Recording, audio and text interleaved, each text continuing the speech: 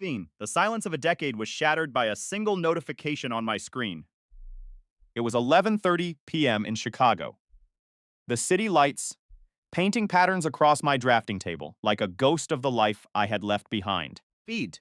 I'm Grant Morgan, and for 11 years I have built skylines for other men while burying the memory of the cedar-scented workshop in Maine where my father, Samuel Morgan, once breathed life into wood. Came the email from my mother.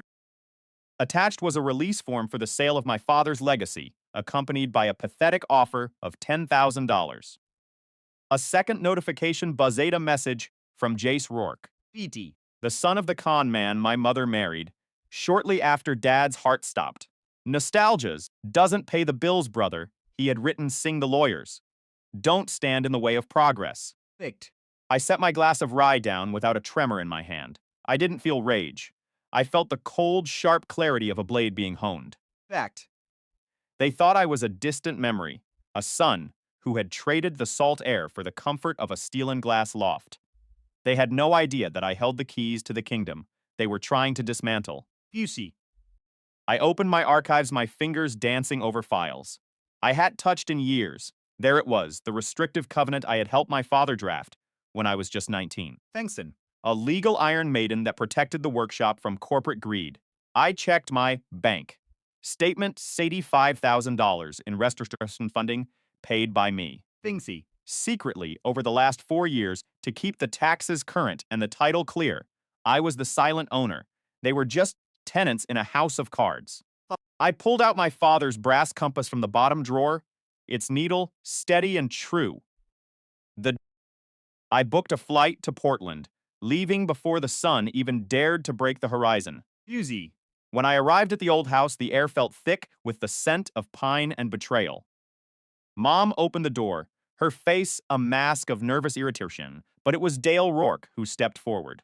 Fists clenched, his ego filling the room like rot. You aren't welcome here, Dale snarled, trying to loom over me. This property is under contract, and you're just a ghost from a past we've already erased. I didn't blink. You just Watched him, noticing the cheap imitation of my father's workspace he had already begun to construct in the yard. You're selling wood, Dale, I said, my voice cutting through the morning fog like a lighthouse beam. You're standing on land that doesn't belong to you. You, he laughed, a shallow, hollow sound. We have the buyer. We have the signatures of the living. And your opinion doesn't carry the weight of a dying man's ghost. Picked. I pulled the heavy leather-bound folder from my bag and dropped it onto the counter. The thud was heavy final. Actually, I said, stepping past him into the shop, I have the deed. Use at ye.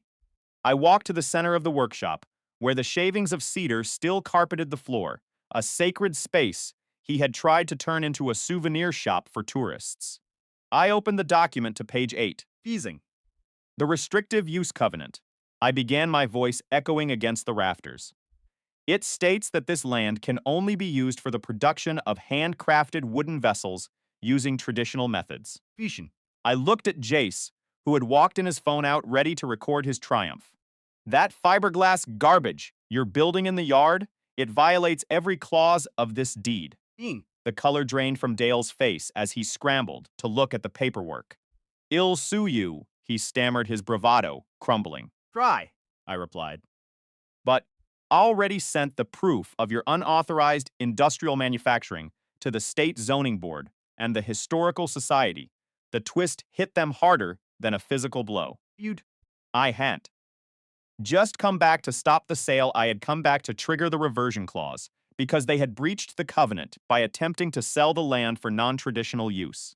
Property was legally clawed back into the estate, which, according to the original trust, reverted entirely to me in the event of a breach.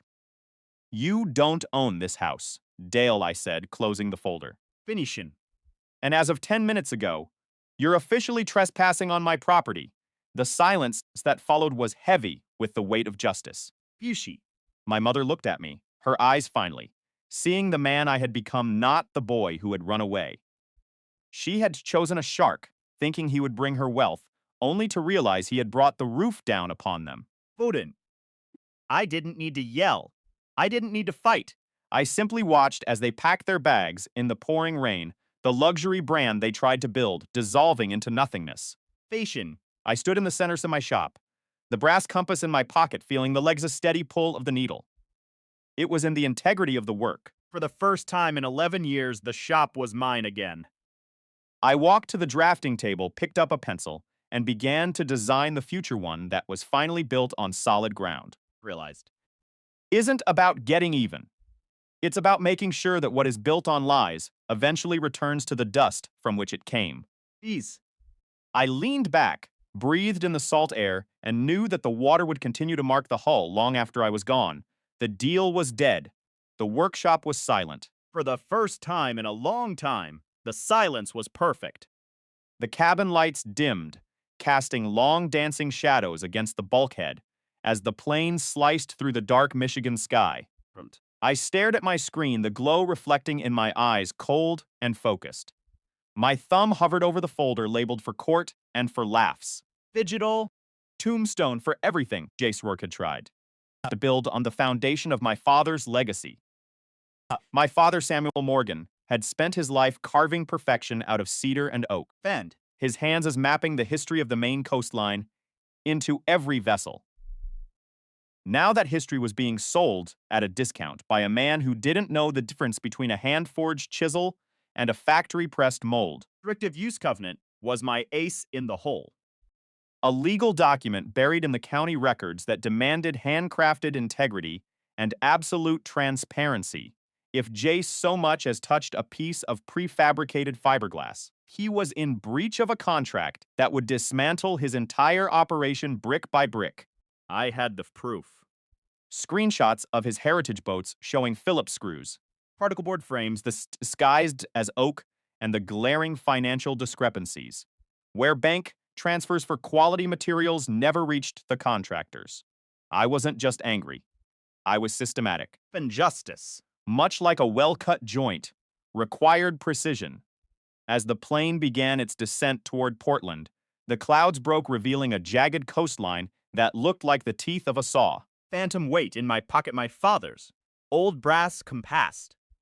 Only thing he'd left me that didn't involve wood or salt water.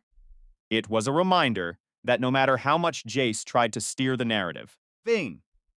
the magnetic north of the truth remained unchanged. The wheels of the plane touched down with a shuddering metallic groan, a sound that felt like a gavel striking a courtroom bench. You.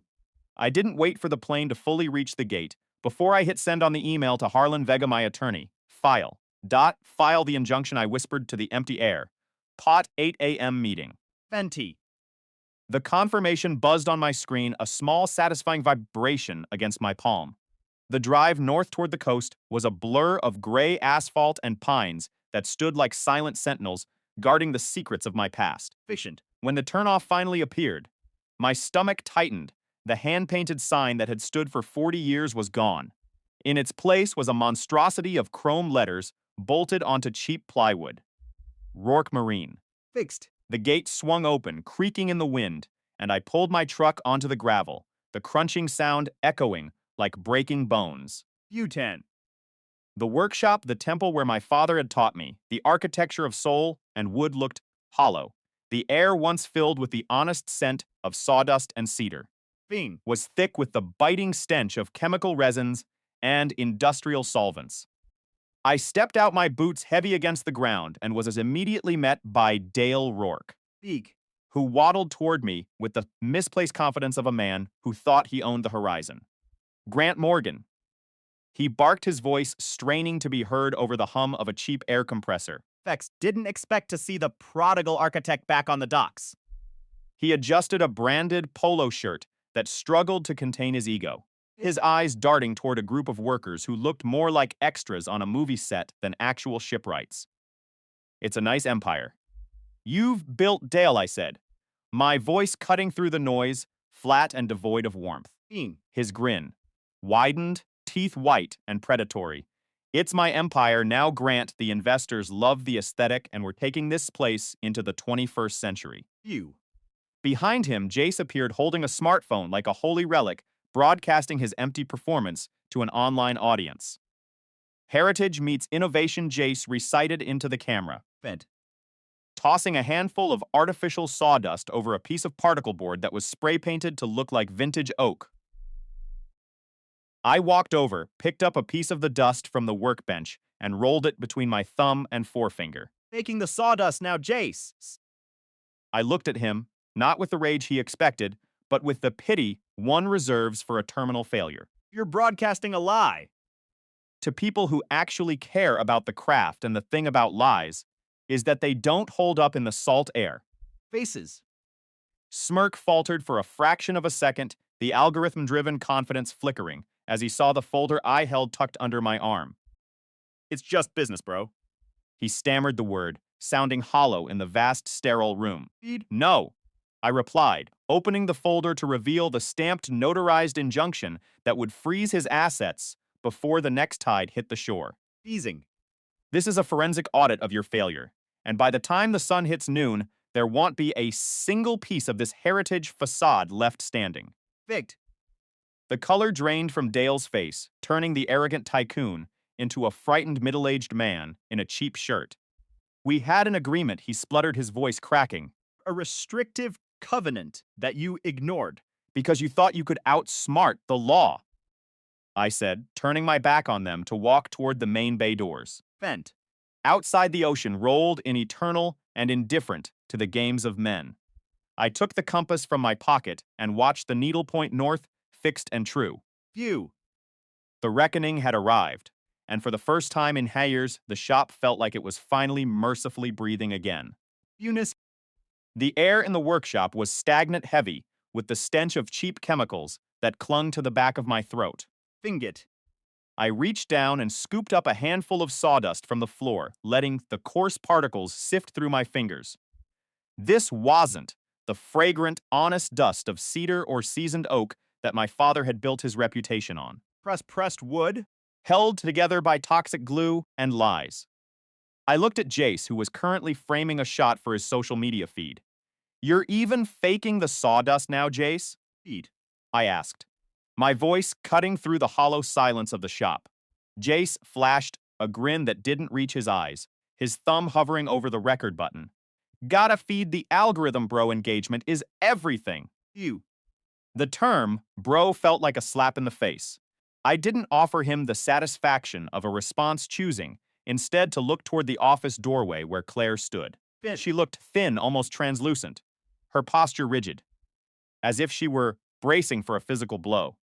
Grant, she whispered, her voice sounding like a language she had long ago forgotten how to speak. Didn't tell us you were coming. I didn't think I needed an invitation to visit my own legacy, I replied, my eyes fixed on the gray industrial paint job covering the once beautiful rafters. Dean. She crossed her arms tightly over her chest, trying to project a confidence she clearly didn't possess. This isn't a fight, Grant, it's just business. You walked away, remember? You abandoned this place. You. I held up a hand, silencing her, before she could continue her script. Don't try to rewrite history. Mom, I built a life of my own, while you built this. I gestured to the soul-crushing expanse of the warehouse. You Dale Rourke. Let out a loud, forced sound that rattled the rafters. Your old man was a stubborn dinosaur. Dale said, stepping into my personal space, fused to move with the times, a great craftsman maybe. But he died with nothing, he was dead weightum, just cleaning up the mess. My heart rate remained perfectly steady, though my blood was boiling. You mean you're cashing out before the roof caves in?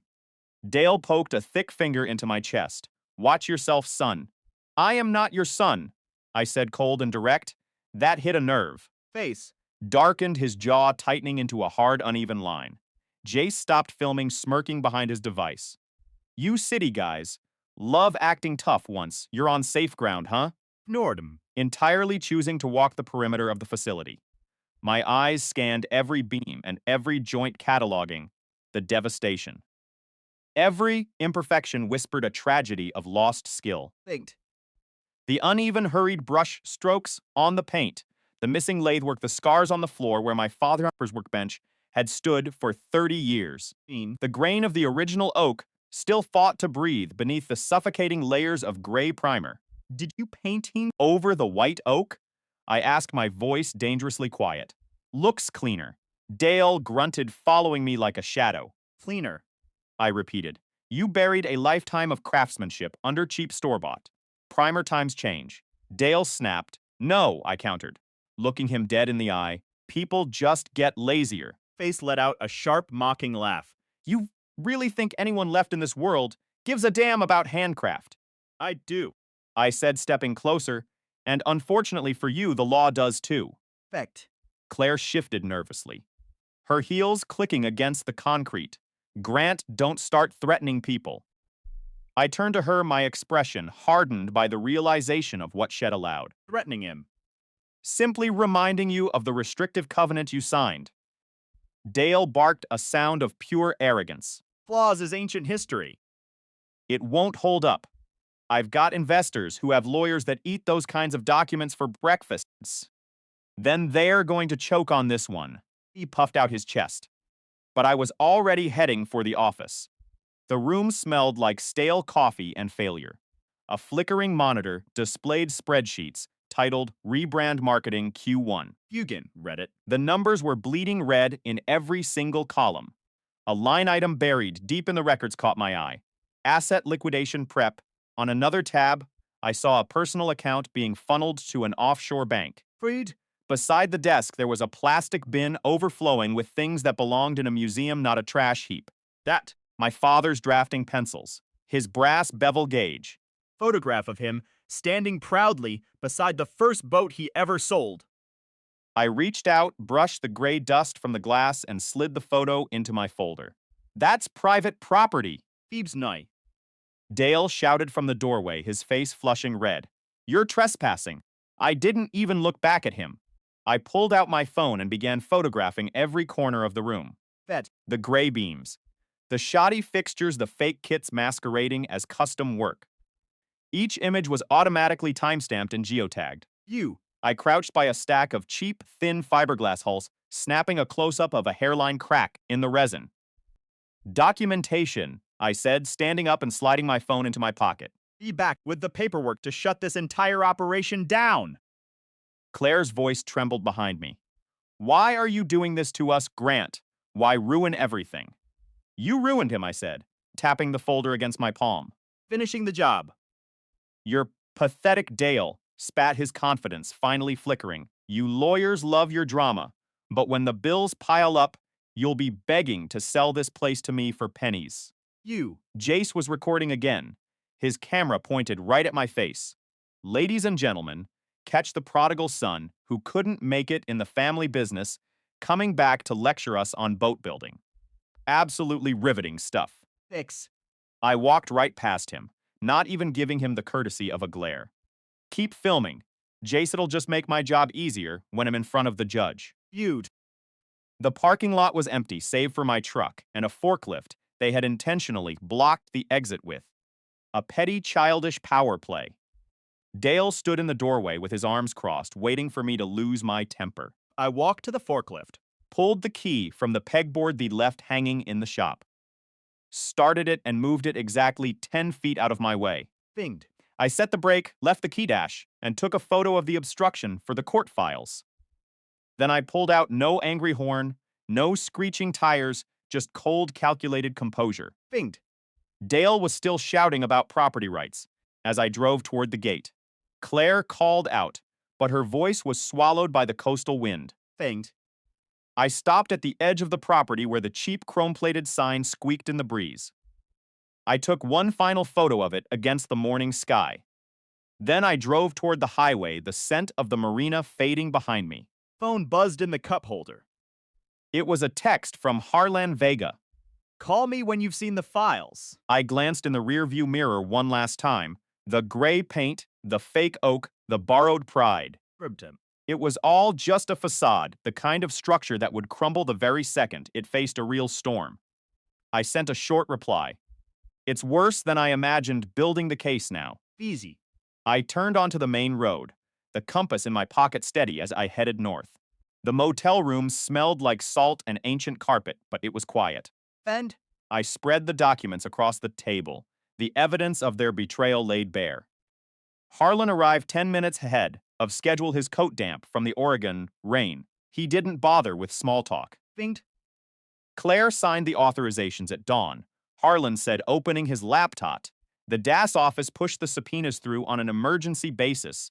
Bank compliance provided the statements by noon. Fees him. He tapped a key, and a list of transactions appeared. The $85,000 you sent disappeared in 4 quick steps. Harbor Credit Bayview Savings, Ledge Point Capitality, moved it into Dale's personal account. Fiend it. I looked at the paperwork, my vision blurring with fury. Between the artisan clause in the original deed and the photos of the fraudulent stock, the judge granted an ex parte temporary restraining order. Harlan continued. Vet. They can't sell, move, or touch a single piece of equipment until the hearing. You weren't exaggerating, he said, pulling up a specific file. Forged your mother's signature. On a refinance, using it to secure a private high-interest loan. I flipped through the pages. There it was, me mother's elegant signature clearly traced on a document dated 18 months ago. Fink. The lender. Zanua Shelcom with predatory rates that practically guaranteed default. And the restoration money I sent? I asked, though I already knew the answer. Diverted, Harlan said grimly. Fint. Your $85,000 never saw a single piece of lumber. They used it to pay off Dale's gambling debts. Don't. I leaned back, the weight of the betrayal finally settling in. They hadn't just stolen money. They had stolen the legacy of a man who couldn't defend himself. Harlan, I said, my voice cold. I want them to pay for every single inch of that shop. Fixed. And I want them out before the sun sets on that facility tomorrow. Harlan smiled, the first genuine expression I'd seen on his face all day. Thing Vrin. Don't worry, Grant, the court order is absolute. By tomorrow morning, the locks will be changed and the marshals will be waiting. The silence in the room was no longer heavy with sassiness, but with the sharp, clean edge of justice. Tomorrow the facade would Finally come crashing down. The silence of a small town is a lie. It's not peaceful. It's just a place where secrets have room to breathe until they suffocate you. Father spent his life Building a legacy with his own hands, Rourke Marine. But when I came home, I didn't find a heritage. I found a crime scene, and the people who were supposed to protect it, they were the ones holding the knife. I stood in my motel room, the air thick, with the smell of cheap coffee and old dust. Harlan Vega, my investigator, had just laid it all out. For Dale. Hadn't just mismanaged the business, he had gutted it. A shell company fabricate interest rates. And my $85,000 restoration fund vanished. Gone into a personal credit line, and Claire, my own mother. She claimed ignorance, signing every fraudulent document Dale slid under her nose. Blinded by her desperate need to keep the perfect family image alive. The next morning, the local paper dropped the bomb. Headline, burned like acid. Architect sues grieving mother over family workshop. Shot. Jace, the local opportunist and my brother's lapdog, had spun the narrative perfectly. Fuji. I was the Chicago snake, the greedy son coming back to destroy Maine craftsmanship. By noon, the diner was a battlefield. The waitress slammed my plate and a regular customer stared at me with pure, unfiltered hatred. Vid fight back. I didn't explain. I just kept a folder labeled false narrative and added every clipping, every smear, every lie. I knew the truth wasn't something you shouted. It was something you proved. Fint. Came the knock on the door, rather the lack of one. My Aunt Marianne, my mother's sister, had summoned me. She didn't offer tea or comfort. She handed me a box. Inside wasn't just dust, it was history. Original Deeds, verified signatures, and receipts from decades ago, notarized and untouched. He trusted me, she whispered, looking at my father's signature unique break in the letter S from his old injury. Fingsled. I don't like who my sister has become, but you need to finish what he started. That night, the intimate state started. A flat tire, a board of rusted nails placed strategically behind my truck. Amateurish, childish, and pathetic. I didn't panic. I filed the report, took the photos, and texted Harlan. They're getting slapping sloppy. I called Claire for one final meeting. Fint. She came in wearing dark glasses, trying to hide behind a mask of victimhood. Why are you doing this to us, Grant? She pleaded. Her voice trembling. Dale is under pressure. He isn't under pressure, Mom. I said, my voice cold as the Maine winter. He's committing fraud, and you're his willing accomplice. She threatened me. warned me that I'd regret it. Just watched her leave. Her Halfall cup vibrating on the table. She thought she was fighting for a family. She was actually fighting for a fraud the morning of the final confrontation. The air was sharp and gray. Ishan. I pulled into the Rourke Marine lot.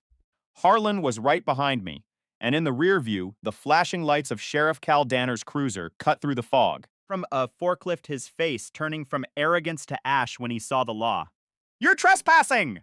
Dale shouted, scrambling toward us. "This is private property." "Not anymore," I said, stepping out. Yishing. Jace was there, 2 camera out filming for his little audience. "Ladies and gentlemen, he preened the city boy is here to destroy our heritage." Sheriff Danner moved in his expression unreadable. Thinked. I looked at Dale, then at Claire, who stood trembling beside him. I handed the folder to the sheriff. "Injunction," I said, my voice echoing across the gravel artisan clause. Ichu. And the original signatures from Samuel Morgan certified and notarized. Dot. Dale's phone dropped from his hand as the sheriff read the document aloud. The court had frozen everything. Fix. The arrest warrant for the forged refinancing was already signed. The silence that followed was heavy, absolute, and sweet. The camera was still running, but Jace had stopped talking. He had wanted to film a villain, but he ended up capturing the exact moment justice arrived. I looked at my mother, her eyes wide with the realization that the man she protected had sold her out long before I arrived. Didn't smile. I didn't gloat. I simply looked at the sign that said Rourke Marine and knew that for the first time in years, the foundation was finally solid. The lie had hit the wall of truth, and it had shattered. Thick. Case closed. The air at the harbor was heavy thick with the scent of salt and the impending storm. I stood there, the weight of the moment pressing against my chest as I handed the thick manila folder to Sheriff Danner. The ink on the documents was sharp. The signatures of Samuel Morgan on authentic and verified by local records, each one bolstered by the stone-cold testimony of Marianne Holt. Easy.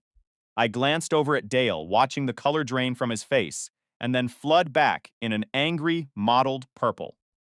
Harlan opened the second, smaller folder and began to read, his voice cutting through the humid air like a blade. Forgery of a partner's signature, the illegal draining of restoration funds, and a refinance scheme built entirely on a foundation of lies. Funneled the capital. Through Shell, accounts Mr. Rourke, and we have the paper trail to prove it. Dale stepped forward, his eyes wild, his voice trembling with a frantic, desperate rage. This is my facility. He spat, pointing a shaky finger at me. "You cannot do this. This is nothing but blatant slander." Harlan didn't flinch, his expression immovable as stone. Physical L. You evidence to back it up. Jace, lurking in the shadows, kept his camera trained on us, his knuckles white as he gripped the device. He is lying to all of you. Jace shouted, his voice cracking. "Grant is nothing more than a bitter, jealous man who couldn't hack it in the real world." I turned slowly, fixing my gaze directly into the glass eye of his camera lens. Finn. This isn't about greed, and it certainly isn't about jealousy. This is about protection, because my father didn't just build this company, he poured his life into every joint and beam. Bankton. You, on the other hand, only tried to dismantle it with your hollow promises. Sheriff Danner didn't raise his voice, yet his authority filled the space between us. You can keep that camera rolling if you want, but know that every second of this footage is now evidence, and I want a copy sent to my station immediately. Second. Jace went silent, the audacity of the sheriff hitting him harder than any shout ever could. Dale lunged, his face contorted into a mask of pure spite. "You think you're better than me, Grant." You crawl back here after abandoning this place, thinking you deserve a seat at the table. You get nothing. I looked him dead in the eye, feeling a strange, hollow peace. Vent. "I already have everything that actually matters," I said, my voice steady. The sheriff pulled the warrant from his vest, the paper crinkling in the wind. Probable cause for the fraudulent refinance, and the misappropriation of funds is clear. Danner stated calmly, "Dale Rourke, you are officially under arrest for fraud, forgery, and the theft of company assets." Thick. He signaled to his deputies, who moved in with practiced silent efficiency. "Step aside," the sheriff ordered, Dale let out a jagged, ugly laugh, his composure finally shattering. Cannot do this to me. Claire. Tell them the truth. Tell them this is our legacy. Claire stood off to the side, her hands clutched to her chest, trembling violently as the reality of the situation washed over her. Dale, please? She whispered, her voice barely audible. He spun on her, his eyes cold and accusing. Don't you dare start with me now.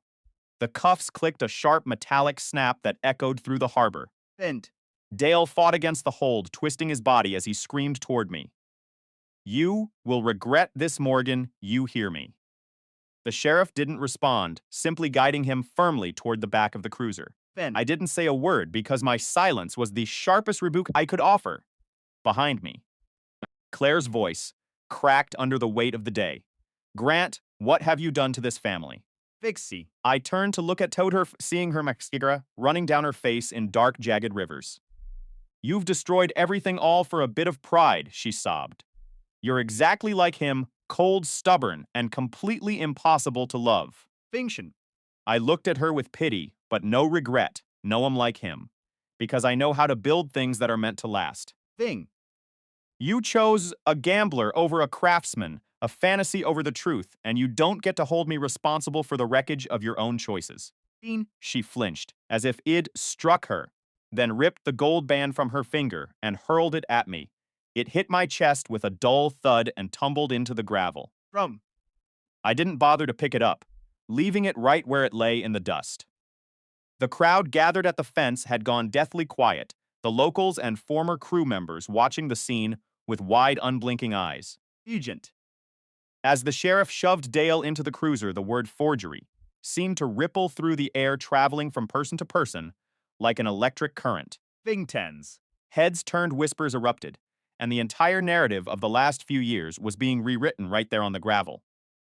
Dale roared from the back seat, but the door slammed shut, cutting him off mid-sentence. Face stood by the trailer, his face a mask of shock and growing dread. This isn't the end, he muttered, his voice barely of breath.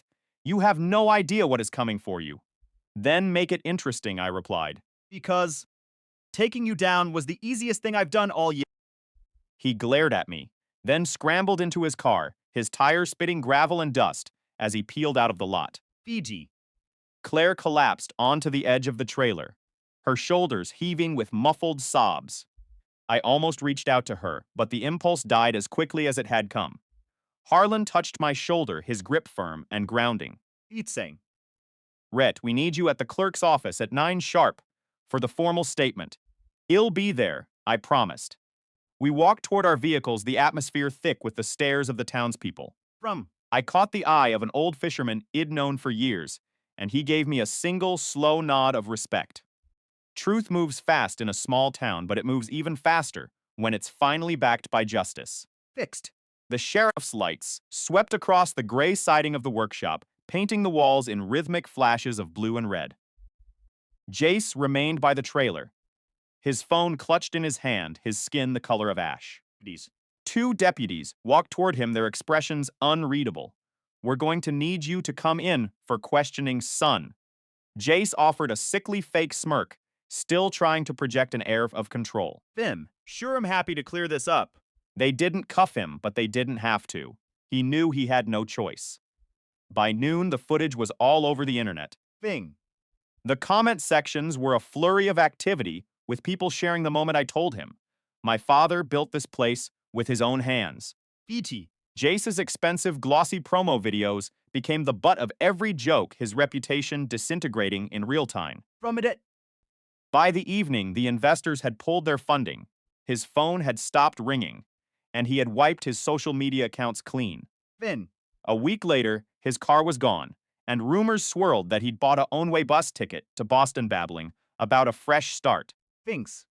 I stood in the lot that morning looking at a flyer, still taped to a fence poster's face, bright and arrogant, beside the Rourke Marine logo. Fazy. The wind caught the corner of the paper, peeling it away, leaving the face torn and unrecognizable. That is how it ends for men like him, a lot of noise and then silence. Fendim. But I knew he wasn't truly finished, because men like Jace don't know how to exist without a scheme. Weeks later, the headlines were unavoidable. Rourke pleads guilty to fraud and forgery sentencing, pending assets seized. Faciem. As part of the settlement, Claire signed over her half of the property, a final surrender of the life she thought she wanted. Izod.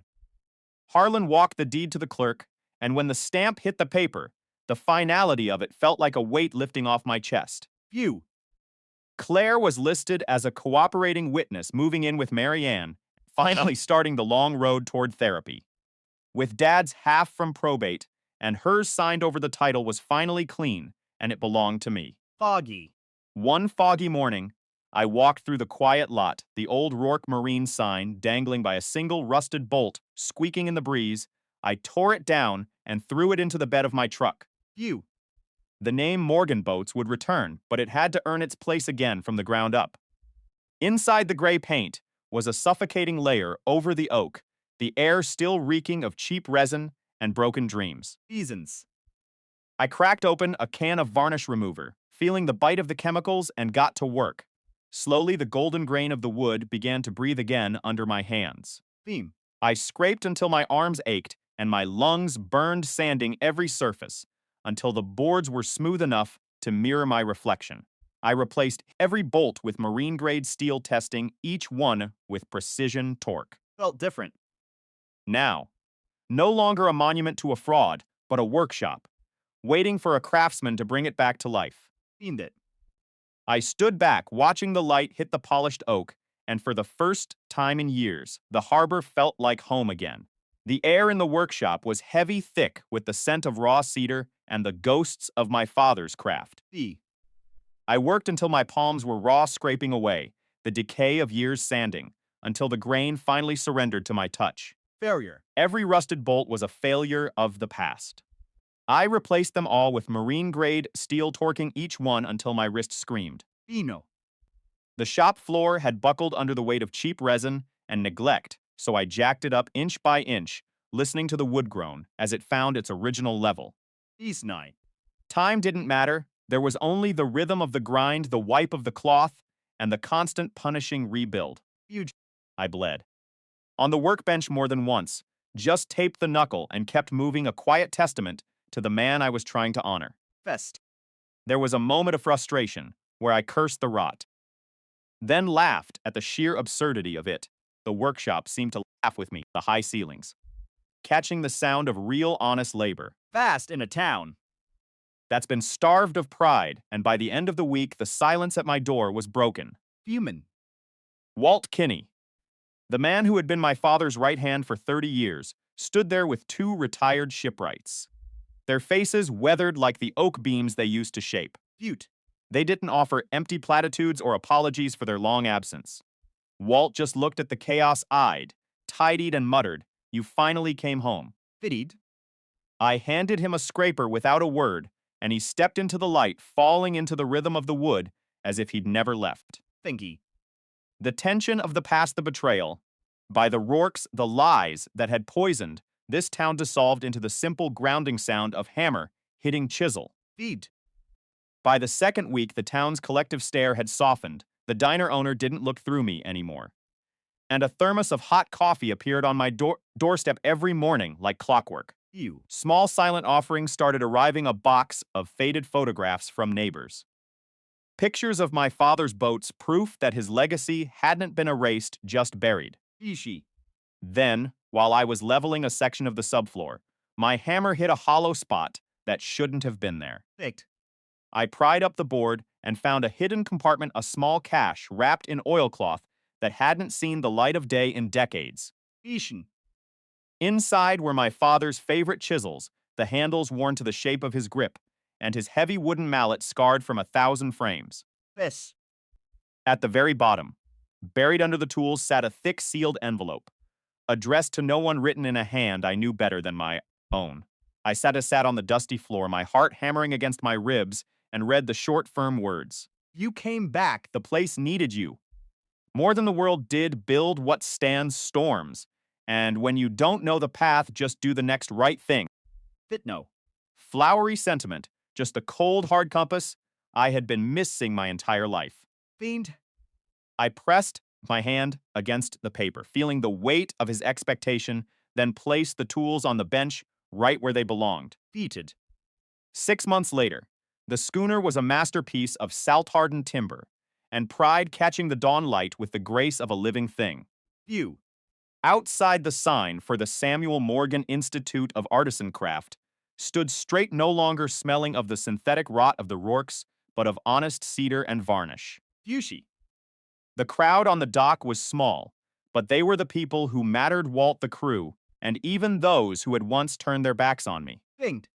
Tessa Vaughn from the local paper hovered near the edge, her notebook out, already drafting the headline that would rewrite history.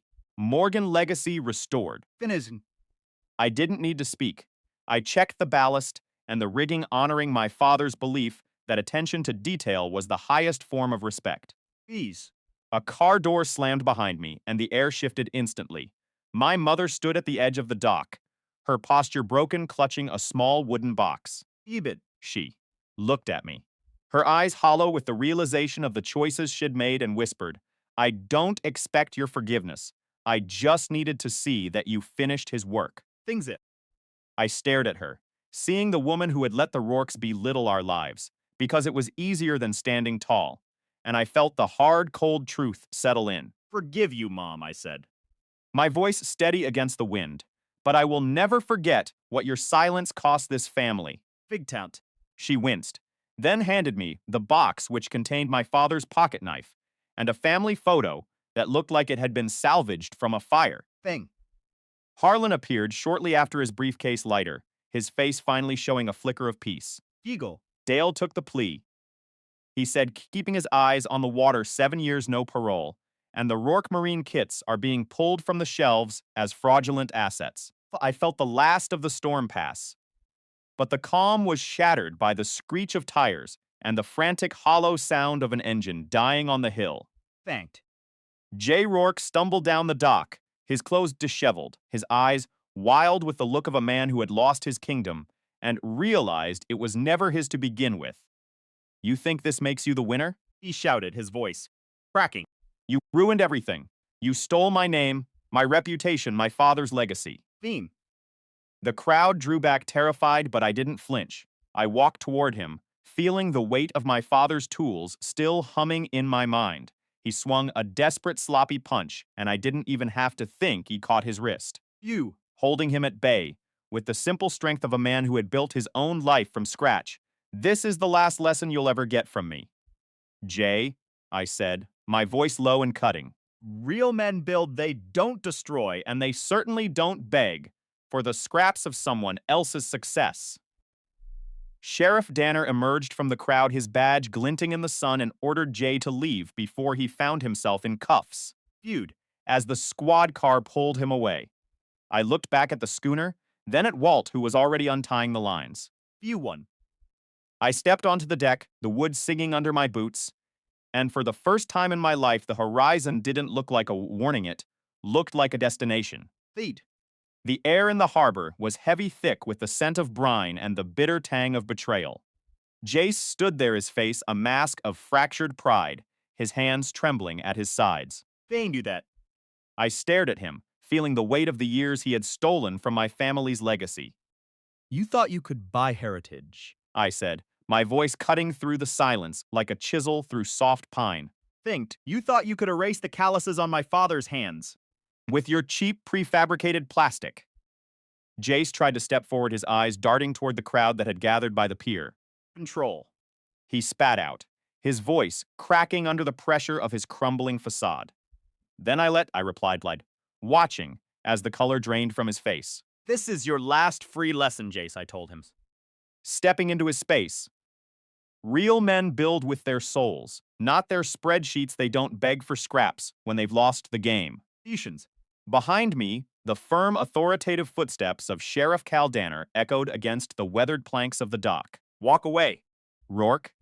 Danner commanded, his gaze fixed on the man who had brought nothing but chaos to our quiet shores. Fume. Jace's breath came in ragged, desperate gasps as he looked at the ship he had tried to claim as his own. He stared at me, his mouth opening as if to offer a pathetic excuse, but the words died in his throat. Eason. He turned, his movements disjointed and weak, and stumbled back toward his sleek, overpriced car. Gravel sprayed into the air like buckshot as he tore away from the facility, leaving the scent of burning rubber in his wake. Ooh. Harlan appeared beside me, his presence as steady and comforting as the North Star. "You handled that better than any judge could have in a cold courtroom," he murmured, looking out at the bay. For punishment and paperwork. I replied, feeling the tension finally leave my shoulders. I wasn't looking for a sentence. I was looking for peace. Yoon. By dusk, the crowd had dissolved into the shadows, leaving the harbor to its natural rhythm. The schooner rocked gently on the incoming tide, its wooden hull catching the last rays of the dying sun. Bington. The sky burned down to a deep bruised gold, casting long silhouettes across the workshop floor. I walked back inside the space, finally feeling like home again. The air hummed with a quiet intensity, stripped of the shouting, the fake deals, and the ghosts of our past struggles. There was no noise, just the honest, patient work waiting for me at the workbench. You. I opened the old oak box one last time, resting my father's pocket knife beside his worn leather letter and his brass compass. These were the pieces of his life. Finally back where they belonged, grounded in the foundation of the Rourke legacy. Outside, Claire stood near Mariana's car, the evening light softening the lines of worry on her face. Bing. "Thank you for letting me be here," she said. Her voice paused barely a whisper against the breeze. "Thank you for showing up," I replied, acknowledging the long road we had both traveled to reach this moment. Femmed. She gave a single knowing nod, turned, and climbed into the car. The taillights faded into the curve of the Bay Road, turning into pinpricks of light that eventually vanished into the night. Youth. I locked the heavy workshop doors and stood for a moment under the sign I had carved by hand. The wind carried the scent of sawdust and salt, a scent that meant the future was finally ours to hold. Fins. The schooner glowed faintly under the pale moonlight, a shape meant to outlast the harshest storms. My father used to say that you don't measure the height of your success by what you earn in a quarter. Fane. It's measured by what still stands steady and proud long after. You're gone. I looked at the boat, the shop, and the legacy that had been reclaimed from the jaws of fraud. Foundation, I said to the empty air. Honoring the man who started it all. I built the fortress, and this time it'll stand forever. YouTube just dropped a new feature, and it's a game changer for stories like this. You're hooked on this journey of redemption. Go ahead and smash that hype button. It tells the algorithm that this story matters, and it helps ensure that even crazier, more powerful stories keep coming your way. Listen closely, because this isn't just another marriage horror story. It's a masterclass in how to dismantle a toxic dynamic when the people you love decide you're the punchline. Factin. My name is Isaac M45, and I'm about to show you why you should never ever underestimate a man who has nothing left to lose. Fact. It was Thanksgiving, the kind of day that's supposed to be pulled straight from a Norman Rockwell painting. Bing. 23 people were jammed into my dining room, the air thick with the smell of slow-roasted turkey and the low hum of football games playing in the background. Vexen. I had spent 2 full days prepping every single dish, making sure the gravy was perfect, and the house felt like a sanctuary. Vinks. My wife Corinne sat at the head of the table, looking like a queen who had just conquered a kingdom she didn't actually build. Then came the moment she cherished every year, the gratitude toast. She stood up, holding her wine glass aloft, her eyes, scanning the room with that calculated, practiced confidence. She caught my gaze, smirked, and cleared her throat for effect. Biggest lesson this year, she announced. Her voice, dripping with venom, is to never marry a man like my husband. He is without a doubt the greatest regret of my life. Equal. The silence that followed wasn't just quiet. It was deafening, a vacuum where the air suddenly vanished from the room. And then the sound that shattered my heart, laughter. Feasier. Her sister started it, practically choking on a mouthful of side dishes, and soon the entire room was echoing with amusement. Fingsy. I looked at my daughter, Hanami, own flesh and blood, and saw her slapping the table, cackling like she was watching a comedy special. Ellie. My 16-year-old looked at me with a flicker of guilt, but quickly looked away, caught in the undertow of the crowd's cruelty. I didn't feel rage. Not at first. I felt a cold, sharp crystallization of reality. You know, Months of passive-aggressive comments, the endless gym selfies, the secret phone sessions. Dot, and the growing distance it all converged into this single agonizing second. please.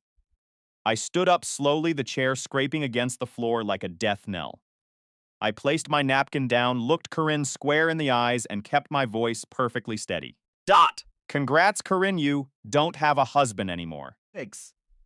The room didn't just go quiet, the laughter died, a violent, sudden death. Her father stopped chewing his fork, frozen midair, and Corinne's smug expression crumbled into something resembling genuine shock. You. I walked out of that house without looking back, the cold autumn air hitting my face like a slap of reality.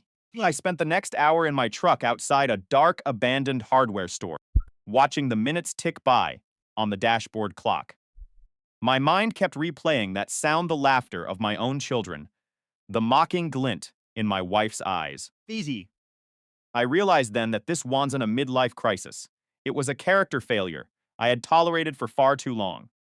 At 11:40 p.m., I dialed my lawyer and left a message that would change the trajectory of all our lives.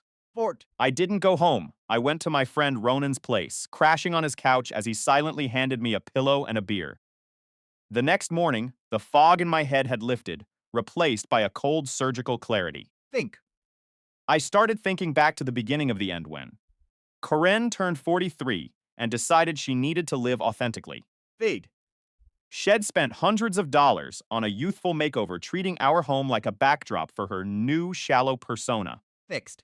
Shed spent hours on her phone smiling at screens, instead of me treating our marriage like a chore she was auditioning to quit. Things. Hannah had become her accomplice, the two of them whispering in corners, treating me like an inconvenient ghost in my own house. But here was the twist they didn't see coming. Finked.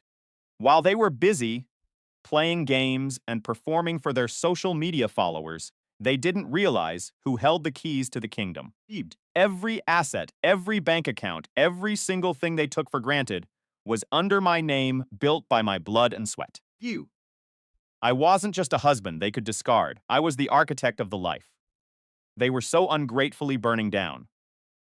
The day after Corinne called, the tone was different, stripped of the arrogance from the night before. He asked when I was coming home to talk. I told her I wasn't, but that she'd be hearing from someone else very soon. Begged. When the papers were served, the look on her face wasn't one of authentic living anymore. It was pure, unadulterated terror. Hannah tried to call, begging me to stop acting so dramatic and come home to fix things. Fidu day. I realized then that they didn't regret me. They regretted the loss of the lifestyle I had provided. The divorce wasn't just a legal proceeding, it was the ultimate correction. You.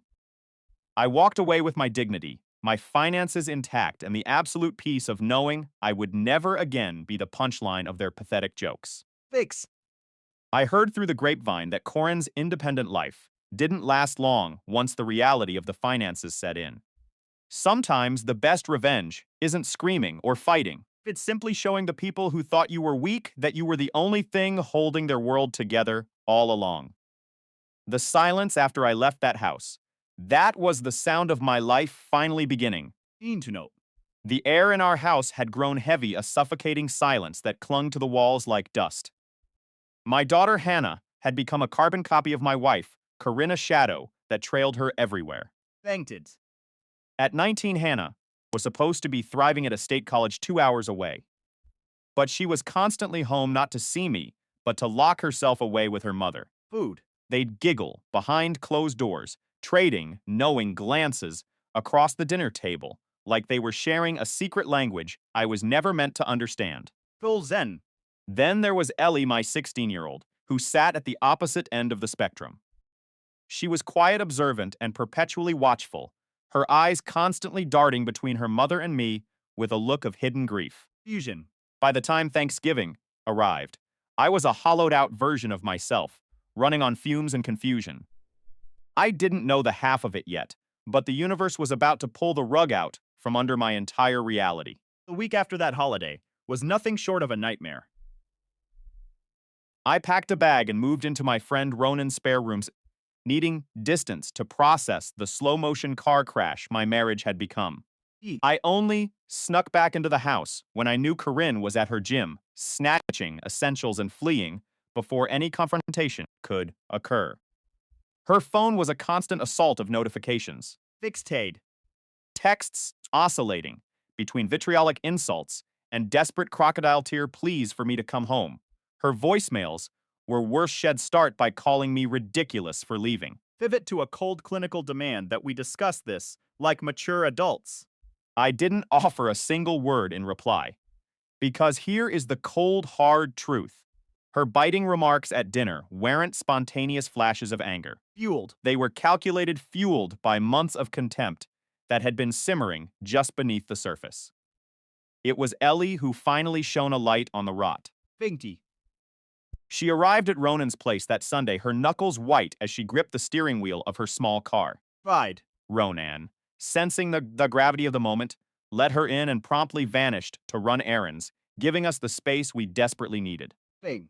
She sat at the kitchen table, her shoulders slumped under the weight of a secret she couldn't carry for one more day. Bees darted. Her voice barely a whisper. I have to tell you something, and I need you to promise. You won't hate me for knowing. Tell me, Ellie. Mom hasn't just been unhappy. Dad, she's been seeing someone for months. Landed. Like a physical blow to my chest. But as the air left my lungs, a terrifying sense of clarity took over. It was as if a jagged puzzle piece I'd been staring at for weeks finally clicked into place. I've seen things, Dad, heard things, Shell's so careless, now she thinks. You're too blind to notice.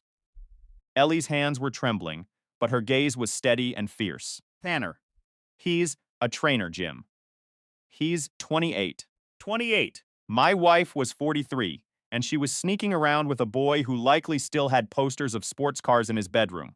How long, Ellie? Thinking. Since at least July, maybe even longer. I saw a text on her phone when she left it on the kitchen island. It lit up with a heart emoji next to his name. That's when I started paying attention. Does Hannah know? Fuchs thing.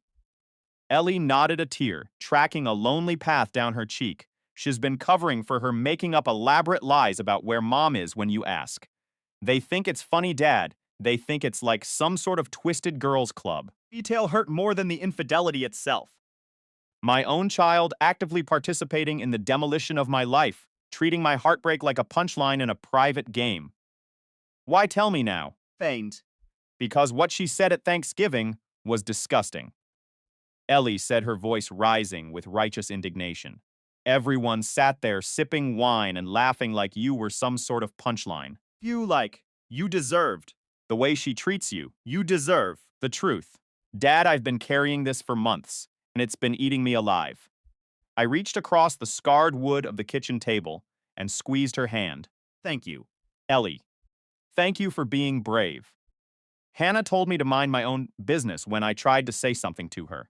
Ellie added, shaking her head. You told me. Mom deserves to be happy, and that I should just furniture in this house. Furniture. The word burned, but it also crystallized my resolve.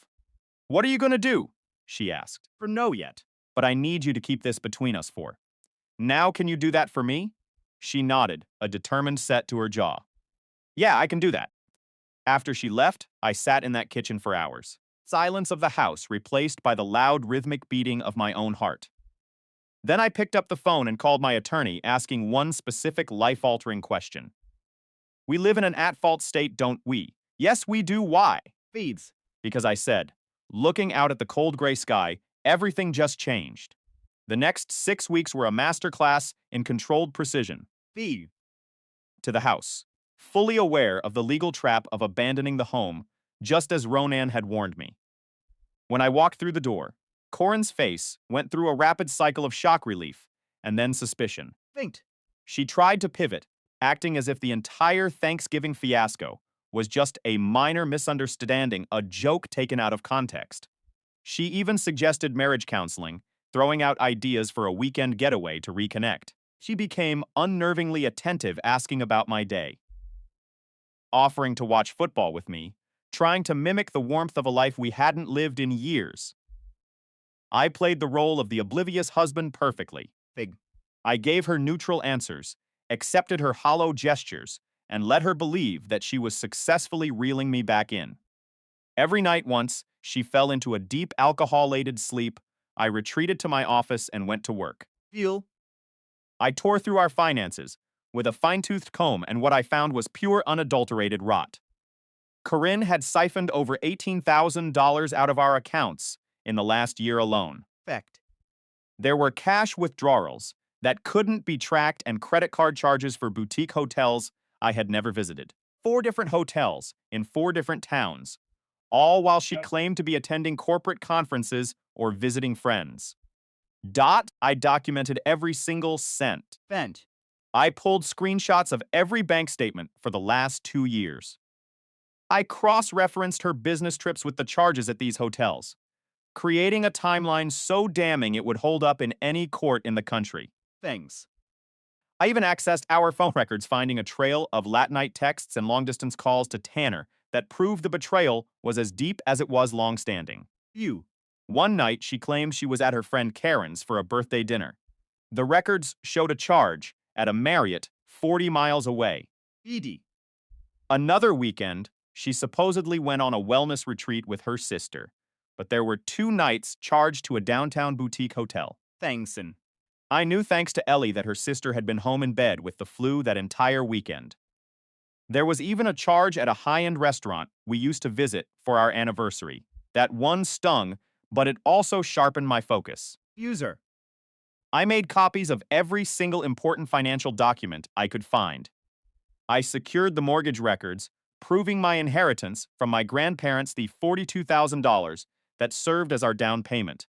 I had the insurance policies, the tax filings, and the proof of infidelity.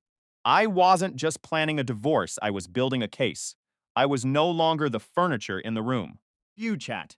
I was the architect of the truth, and I was just waiting for the right moment to burn the house down.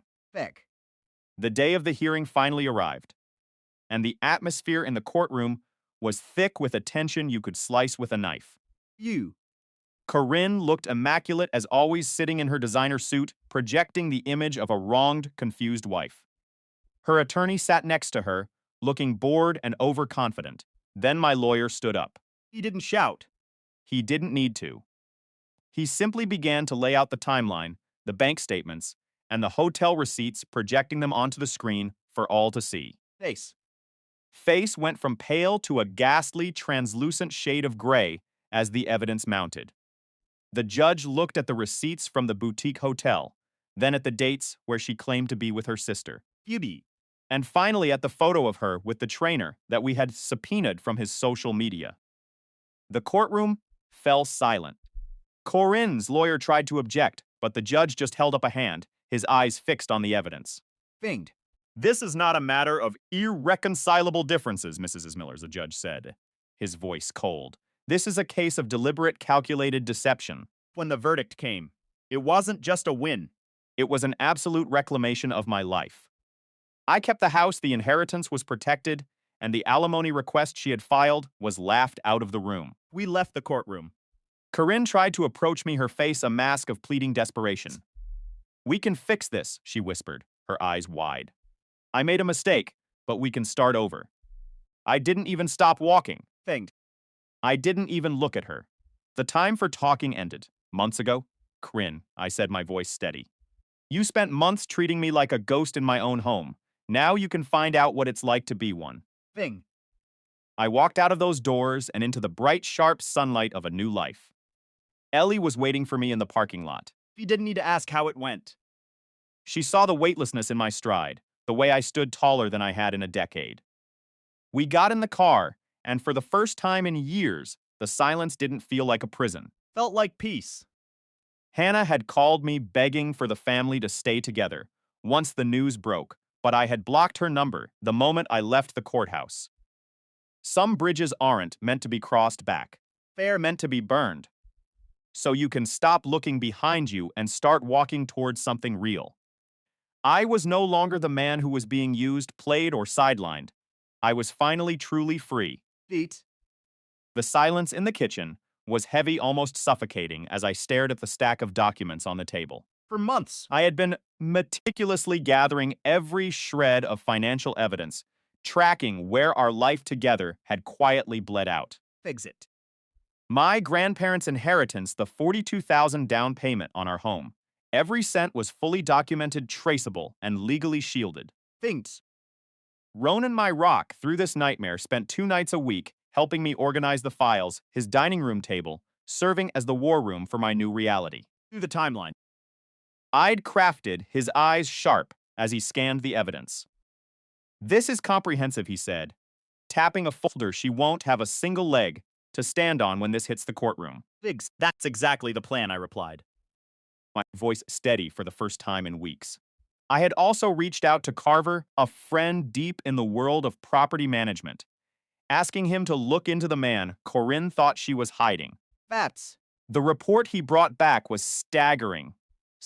Tanner was a financial catastrophe, a man evicted from his previous apartment for missed rent, and currently deep in the hole for his current one. Ghost. Living on borrowed time, his leased car overdue for payments, and his entire social media persona built on a foundation of debt. Your wife is basically his personal ATM. Carver told me, his tone dry. Thingjin. Based on these numbers, she's funneled at least 12 grand into this guy over the last year alone. Thing. Designer sneakers, an expensive watch, gym clothes that cost more than my first Carol charged to our joint accounts while she claimed she was just out buying groceries. The irony of the situation was a bitter pill to swallow. We had traded a decade of our marriage. For a man who couldn't even pay his own phone bill. I sat down with my attorney Polak, who explained that in our state adultery was a powerful card to play. Fizzes are good. Polak advised, but paper trails are golden. We need the physical evidence, he texted, the receipts, the proof that marital funds were squandered. I knew exactly where to find it. November. Corinne finally slipped up, leaving her tablet unlocked on the counter while she went to shower. I had 5 minutes, and I used them to capture everything. The screen was a graveyard of our marriage. Fusions. Months of messages with Tanner, explicitly graphic and undeniably intimate. There were plans for secret hotel stays and gym trysts, but the true dagger was a conversation from November. Peace. Corinne was complaining about the Thanksgiving dinner, about how much she hated pretending to be a wife. I'm thinking of saying something to make him finally get the message she had typed to him. Tanner's response was a simple mocking laughing emoji and a cold savage. She hadn't just cheated. She had orchestrated my public humiliation as a calculated step to end the marriage. I didn't hesitate. Feud. I handed everything over to Polak, and on January 3rd, after her daughter Hannah had safely returned to school, he moved to strike. I waited until Corinne and our other daughter Ellie were home, before the process server arrived at 9 a.m. I was at Ronan's, waiting for the inevitable. 20 minutes later, my phone buzzed with a message from Ellie. Done, she's screaming. Corinne called me 14 times that morning. On the 15th call, I finally answered. Are you out of your mind? She shrieked. The moment I picked up, you're divorcing me over one comment at dinner. Filing Corinne. I said, my voice ice cold. It's not about the comment. What the hell is that supposed to mean? Means I know about Tanner. I know about the hotels. I know about every single dollar you stole from our accounts to fund his life. Pruned. The silence on the other end was absolute, a dead void that stretched on for 10 agonizing seconds. You went through my private messages? She finally whispered, her voice trembling. You debt. I went through our financials records, looking for the truth. I corrected her. What I found was evidence of adultery and financial misconduct. Her tone shifted instantly, losing its edge, becoming desperate. Thing. Please, we can talk about this. I made a mistake. You made a choice, I snapped. You made that choice repeatedly for months, while using our family as a cover and our money as your piggy bank. Please, just let me explain. He said. I don't need an explanation, I said and hung up. I turned off my phone, the weight of the last year finally starting to lift, as I picked up a hammer to help Ronan finish his fence. Thinking. The following days were a whirlwind of legal maneuvering. Corinne's attorney tried to paint me as the villain, claiming I was an emotionally distant husband who forced her into an affair. Fend. Polak didn't even argue he simply pushed our evidence folder across the table. Not Dot. He showed them the hotel receipts that matched her work trips, the bank statements detailing the designer clothes she bought for her lover, Phase end. and the text messages detailing her plan to humiliate me at Thanksgiving. 3 days later, her attorney called back, his voice sounding completely drained. Fuve. He had spent hours trying to explain to Corinne that her dream settlement wasn't going to happen, that the law, the evidence and reality were all aligned against her. Ugat. Attorneys hate clients who refuse to see the truth, and he was clearly finished trying. But just as the storm seemed to be calming, a new shadow emerged. Thinged. Hannah, our daughter, suddenly inserted herself into the chaos, arriving at my front door with a look I didn't recognize. She wasn't crying, and she wasn't angry. She was holding her own phone, and the look in her eyes suggested that the real endgame was only just beginning. "Dad," she said, her voice eerily calm, "you think you found everything, but you didn't." He stepped inside. Holding out her device as if it were a weapon. "Corinne didn't just spend money on him," she continued. "She recorded you." My blood ran cold. "What do you mean recorded me?" He asked. My grip tightening on the doorframe. "She's been hiding mics in the house for months. Dad, I found the cloud account. She's not just trying to win the divorce. She's trying to destroy your career too." Fingled. The revelation hit me like a physical blow, a sudden reversal of fortune that I hadn't prepared for. Everything I thought I had controlled was now suddenly back in the balance. You. I looked at the house at home I had fought to protect and realized the war was far from over. I looked back at Hannah, my heart breaking for what she had been forced to witness. "Show me," I said, my voice barely a whisper. Fix. As we walked into the living room, I realized that justice wasn't something you were handed. It was something you had to dig for, even when the ground was covered in traps. I took the phone, ready to listen to the sounds of my own destruction. Dot. Knowing that if I survived this, I would finally be free. The screen flickered to life, showing a file dated just 2 days ago. Thick. Corini's voice echoed through the room, cold and calculating, planning a final blow that would have ruined me permanently. But she had forgotten one thing. He had forgotten that in her arrogance, She had used our daughter's tablet to upload the files. And Hannah had been watching all along. "Ready to finish this?" Hannah asked, her voice steady. Fent. I looked at her, then at the device, and a grim smile finally touched my lips. "Yeah," I said, "let's finish it." The game was no longer about the house or the money. About survival, and for the first time in years, I was the one holding all the cards. The screen shifted again, revealing a list of names. People Corinne had tried to bribe to testify against me. Feudin. It was a roadmap of her downfall, and I was going to follow it to the very end. "Get the car," Hannah, I said. "It's time we pay a visit to her attorney." The silence that followed wasn't suffocating anymore. It was the sound of a closing chapter. And for the first time, I was the one holding the pen. Scene. A dimly lit office. The sound of a ticking clock as the protagonist sits back in his chair. Thanked. He stares at the screen. The voiceover begins calm but sharp. The silence in the house was the loudest thing I had ever heard. End. It had been weeks since the divorce papers were signed, but the echoes of Corny's betrayal still clung to the curtains. People like to believe that justice is a slow grinding wheel that eventually crushes the wicked. Fix, but I learned the hard way. That justice isn't something that happens to you. It's something you engineer. My wife Corinne thought she could dismantle our family while keeping her lifestyle intact. Thanked. She thought she could hide her affair with that gym trainer Tanner behind a veil of suburban normalcy. And my eldest daughter Hannah. She was the accomplice I never saw coming. Thousand. Just a bystander. She was the silent architect of my humiliation. When the papers were finally served, Hannah didn't call to ask if I was okay. He called. To scream that I was a heartless monster for holding her mother accountable. "How could you do this to our family? Dad," she shrieked over the phone. Boot. I sat there gripping the edge of my desk, listening to her defend the woman who had burned our lives to the ground. I didn't interrupt. I didn't try to explain the bank statements, the hotel receipts, or the private messages. Things. let her vent until the silence returned. Then I asked the only question that mattered. Hannah, how long have you known? The pause that followed was long enough to reveal everything. Thing. She tried to stammer out a defense claiming I wouldn't understand, but the guilt was dripping from her voice. She had been covering for her mother since the summer. Thing. She had treated my life like a game of cat and mouse, laughing behind my back while I paid her tuition. I realized then that she hadn't just chosen a side. She had chosen a lifestyle of deception.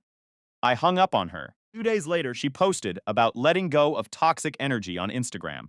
I suppose that's one way to describe the aftermath of being caught. The divorce negotiations were a battlefield, but I had the high ground. fingered. Corinne wanted the house, the assets, and the financial security I had spent 20 years building. But my attorney Polak was a shark in a tailored suit. We had. The screenshots, the hotel bookings, and the proof of the unauthorized credit card in my name. Every time Corinne tried to play the victim, we presented a new layer of the truth. Fusion. The threat of a public trial, where her affair with a man 15 years younger would be read into the record, terrified her. She didn't want her friends to know. She didn't want her parents to see the transcripts of her late night texts. The house remained mine. The financial settlement was sliced down to the bare minimum she needed to survive, and not a penny more.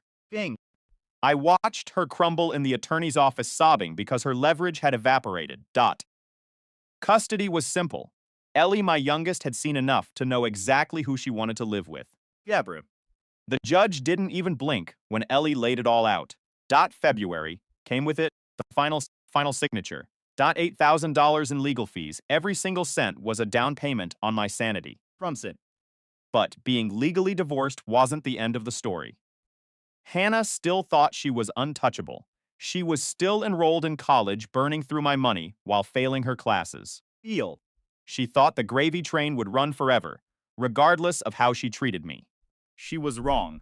I logged into the parent portal one last time. The reality was worse than I thought. He wasn't. Just failing. She had stopped showing up to class altogether. It was time for the final act of this arrangement. I canceled the tuition payment plan for the spring. Beans. She suddenly had to account for. I froze the secret credit card Corinne had opened in my NameD, one Hannah used for her emergencies like spa days and designer clothes. Disputed every cent of it as fraud. If they wanted to keep living in a lie, they were going to have to find a way to fund it themselves. But I wasn't finished until I looked the catalyst in the eye.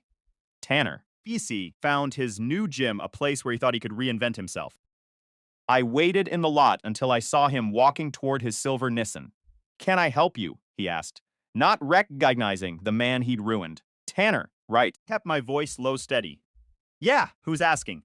Isaac, I said, leaning against his fender, Corinne's husband, or ex-husband. Now thanks to you. The blood drained from his face instantly.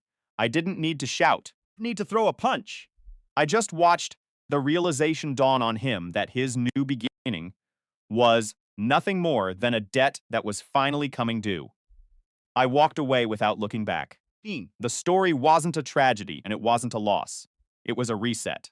I drove home, unlocked my front door, and for the first time in years, the house felt like it belonged to me. The silence wasn't empty anymore. It was peaceful. Justice wasn't a court verdict. It was the feeling of knowing that the people who tried to break me were now facing a world they had no idea how to navigate. First time in a long time, I finally felt like I could breathe. You?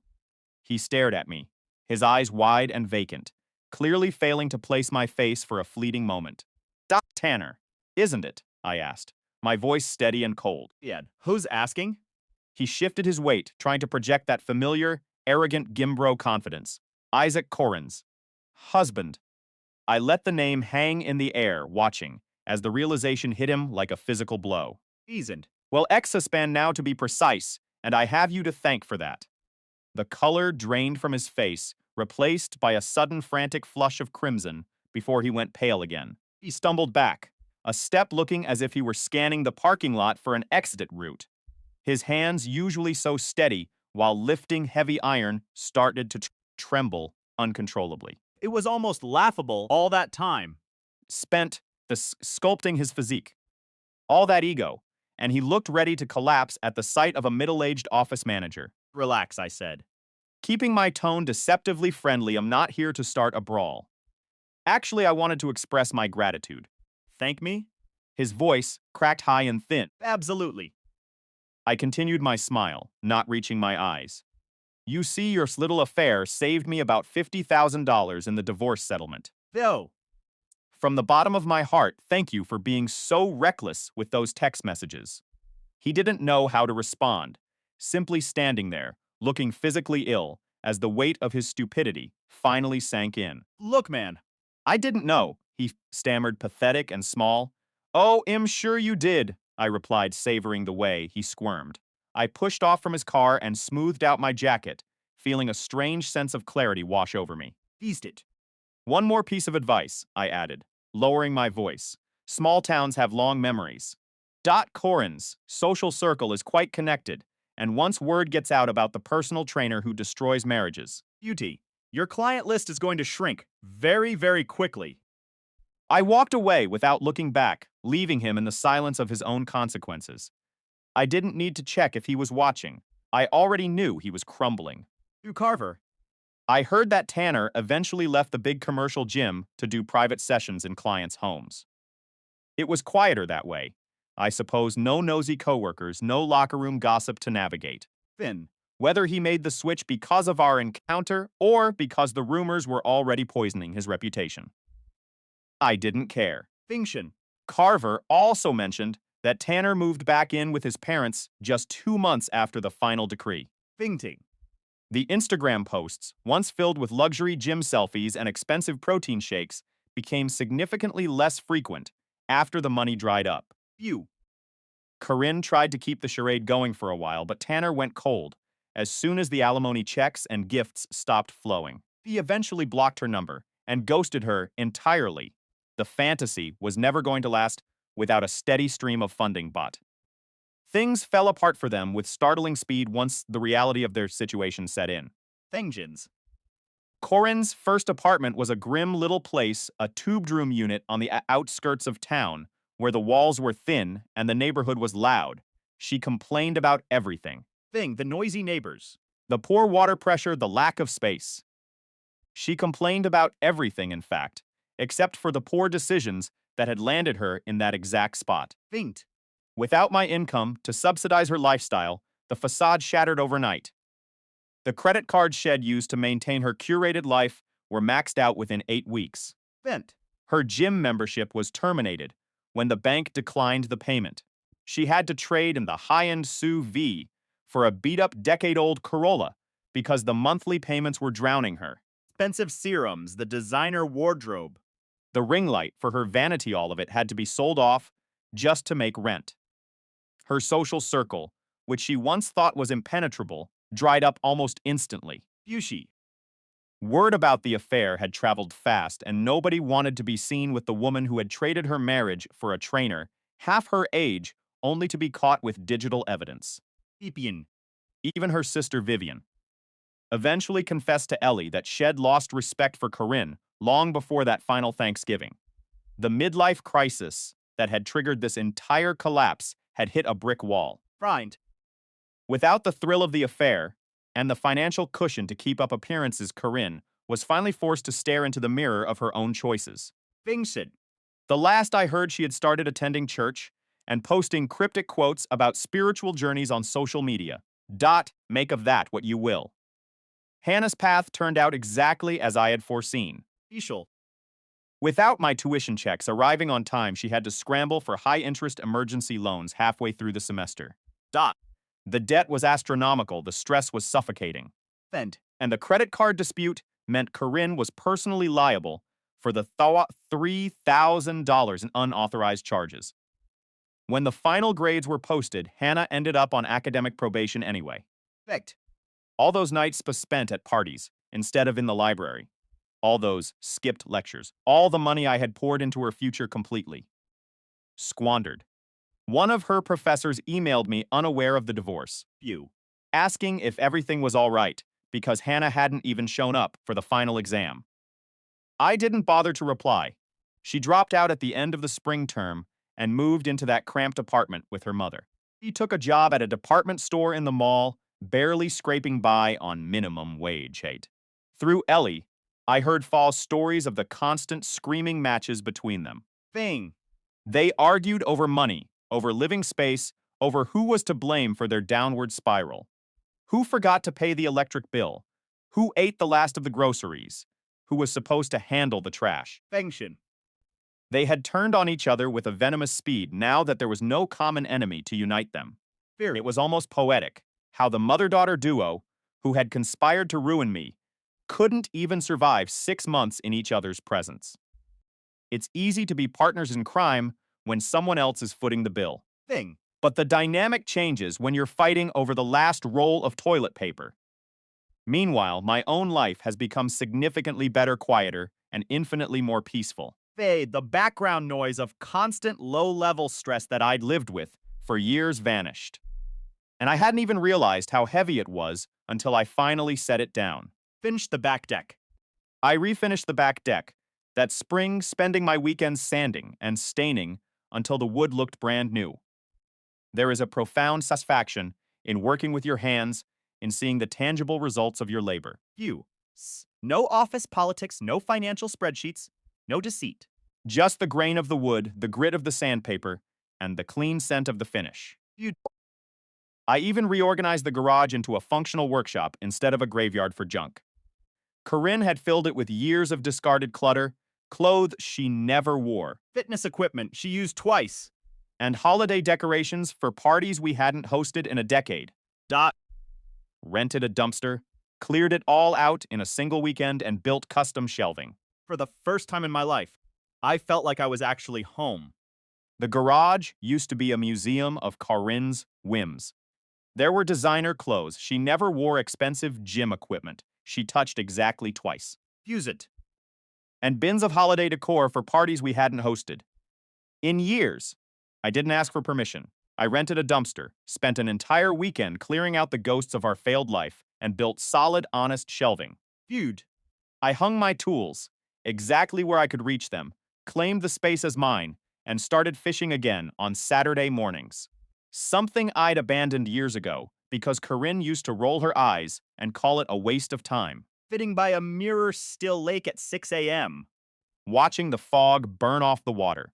In silence was the medicine I'd been starving for. Just me, the bait, and the beautiful heavy quiet. Ellie and I found a new rhythm too. Fuse. Sunday breakfasts became our sanctuary, and we'd binge-watch movies on weeknights when her homework was done. I taught her the things that actually matter. How to swap a flat, how to check the oil, how to jump a battery. She made the honor roll that semester, her grades soaring for the first time in years. She started dating a boy from chemistry named Tommy Kid, who looked like he'd seen a ghost when he met me at the door. Fury he. He had a firm handshake and held my gaze. That counts for everything. One night, Ellie told me, "Dad, I feel like I can finally breathe in this house." Fruit. Ronan and I grew closer too, our weekly lunches turning into a ritual I genuinely craved. My circle was smaller, but the foundation was steel. The people in my life finally had my back. Fanny. And then early in May, the past pulled into my driveway. I was in the garage, hunched over a 1960s Zenith radio. I was painstakingly restoring. I heard a car door slam, and when I looked up, there was Hannah. He was climbing out of that beat-up. Civic Corinne had bought her after the split. She looked hollow, thinner than I remembered, and not in a way that looked healthy. Finged. The bratty, confident girl who had cackled at my humiliation just months ago was completely gone. In her place was someone the world had been hitting with a sledgehammer. "Dad," she whispered, her voice cracking like dry wood. Fuck. My pliers down and leaned against the workbench, keeping my distance. I didn't invite her in. "Everything is falling apart," she sobbed, and the tears started flowing like a dam breaking. Fiend. "Mom's apartment is a dump. The landlord is threatening us with eviction." I had to drop out of school because we couldn't make tuition and dime working at the mall for pennies. The car is dying. Everything is just broken. Find. I stood there and let her spill it all. I watched as the reality of her sheltered, entitled world finally crumbled under the weight of actual life. He talked for 5 minutes straight. waiting for me to be the fixer, the man who always solved the problems she and her mother created. When the silence finally returned, I took a long, steady breath. You helped her lie to me for months. I said, my voice dangerously calm. You covered for her affair, like it was a fun little game. Humiliate me in front of our entire family. And then you called me cruel for cutting off the money. I know, she sobbed. I made mistakes. You made choices. I corrected her, cutting her off. Every single day. You chose to betray me every time you lied about where she was. Every time you smirked at the dinner table. Like you two were in on some secret joke. That wasn't a mistake, Hannah. That was an act. Your daughter. She cried, desperate now. I love you, I said, meeting her eyes. But love isn't a get-out-of-jail-free card for betrayal. There are consequences for the life you helped build. So, you're just going to watch us starve? She screamed. I'm going to let you figure it out, I replied, turning back to my radio. You're 19, you wanted the adult lifestyle now. You get to deal with the adult consequences. You want a relationship with me. You earn it not with tears, not with excuses, with actions, real consistent change. And if I can't? She asked, her voice trembling. Then you have your answer. Think. I watched her through the corner of my eye. She stood there for a long, agonizing minute, waiting for me to fold. I didn't. Eventually, the engine of that old Civic sputtered to life and faded down the street. Things. An hour later, Ellie walked into the garage.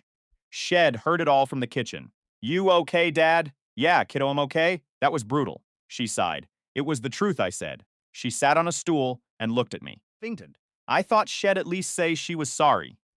People only apologize when they feel guilt. She was just feeling the loss of her convenience. Ellie leaned in and gave me a long, tight hug. I'm proud of you, Dad. Thanks, kiddo. I'm proud of you too. That night, I sat on the deck it built with my own two hands watching the sun dip below the trees. The house was quiet, peaceful. You.